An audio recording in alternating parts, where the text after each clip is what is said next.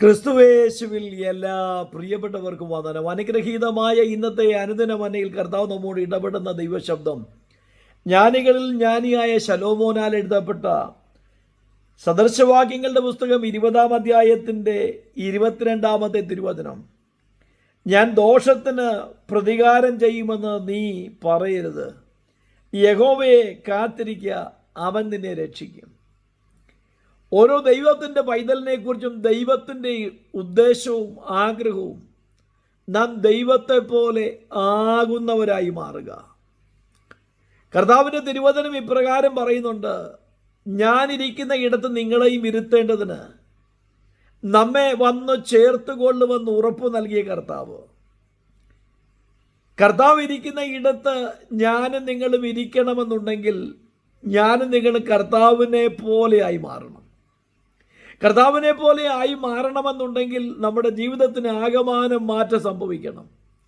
ഇവിടെ ദൈവത്തിൻ്റെ വചനം നമ്മെ ഓർപ്പിക്കുകയാണ്: ഞാൻ ദോഷത്തിന് പ്രതികാരം ചെയ്യുമെന്ന് നീ പറയരുത്. എന്ന് പറഞ്ഞാൽ ഈ വ്യക്തി ഇപ്പോൾ ദോഷം അനുഭവിക്കപ്പെട്ടുകൊണ്ടിരിക്കുന്ന അനുഭവം, പ്രതിസന്ധിയുടെ നടുവിലൂടെ തള്ളപ്പെട്ട് പ്രതികൂലമായ ജീവിത സാഹചര്യങ്ങളുടെ മറ്റൊരുവൻ്റെ പ്രവൃത്തിയാൽ ജീവിതം തള്ളി നീക്കുന്ന ദുസ്സഹമായ അനുഭവത്തിലൂടെ കടന്നു പോകുമ്പോൾ നിശ്ചയമായി പറയുന്ന ഒരു കാര്യമാണ്: ദ്രോഹിച്ചവനോട് പകരം ചെയ്യുമെന്നും പ്രതികാരം ചെയ്യുമെന്നുമെങ്കിൽ.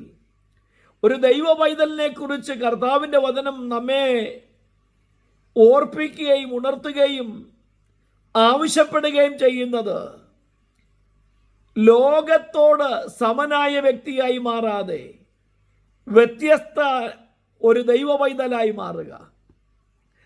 ശകാരത്തിന് പകരം ശകാരവും ദോഷത്തിന് പകരം ദോഷം ചെയ്യാതെ ദോഷം ചെയ്തവർക്കും നന്മ ചെയ്തവരായി മാറുന്ന വ്യക്തിയായി മാറാൻ കർത്താവ് ഓർപ്പിക്കുമ്പോൾ തൻ്റെ ജീവിതത്തിലൂടെ കർത്താവ് നമുക്ക് കാണിച്ചു തരികയാണ്.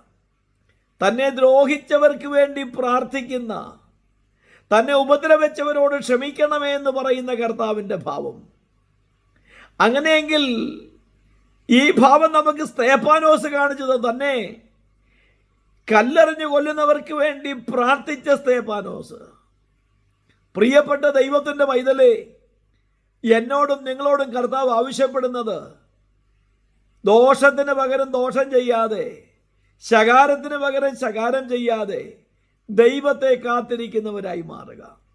ഒരുപക്ഷെ നിങ്ങൾ അനുഭവിക്കുന്ന ഈ ദോഷം ഓർക്കുമ്പോൾ സങ്കടം വരുന്നവയായിരിക്കാം. ഒരുപക്ഷെ അത് മറക്കാൻ കഴിയാത്ത നിലവാരത്തിൽ നിങ്ങളെ വേദനിപ്പിക്കുന്നവയാകാം. എന്നാൽ ദാവീദ് നമുക്ക് കാണിച്ചു തരുന്നത്, താൻ ഉപകാരം ചെയ്തിട്ടും തനിക്കെതിരെ കുന്തം ചാണ്ടുന്ന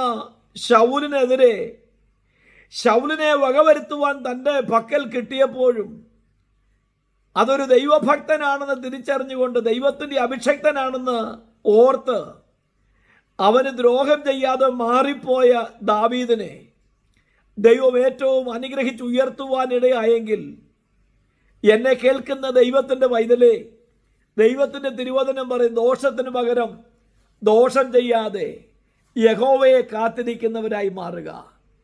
ദോഷം ചെയ്തവരുടെ നടുവിൽ നിന്നെ ഉയർത്തുവാൻ, മാനിക്കുവാൻ, പ്രതികാരം ചെയ്യാതെ ദൈവത്തിൻ്റെ മുഖത്തേക്ക് നോക്കിയിരിക്കുന്നെങ്കിൽ, ശത്രുവിന് വിശക്കുന്നെങ്കിൽ അവന് തിന്മാൻ കൊടുക്കാൻ പറഞ്ഞ കർത്താവ്, ശത്രുവിന് വേണ്ടി പ്രാർത്ഥിക്കാൻ പഠിപ്പിച്ച കർത്താവ്, ആ നല്ല കർത്താവിൻ്റെ മാതൃക പിൻപറ്റുവാൻ എനിക്കും നിങ്ങൾക്കും ഇടയാകേണ്ടതിന് നമ്മെ ദൈവകരങ്ങളിൽ ഏൽപ്പിക്കാം.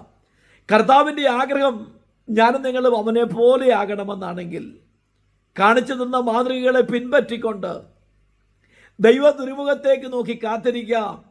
നിശ്ചയമായി നമ്മെ അനുഗ്രഹിക്കുന്ന ദൈവത്തിൻ്റെ അത്ഭുതകരം നമുക്ക് വേണ്ടി വെളിപ്പെടും. നല്ലൊരു ദിനം ആശംസിക്കുന്നു.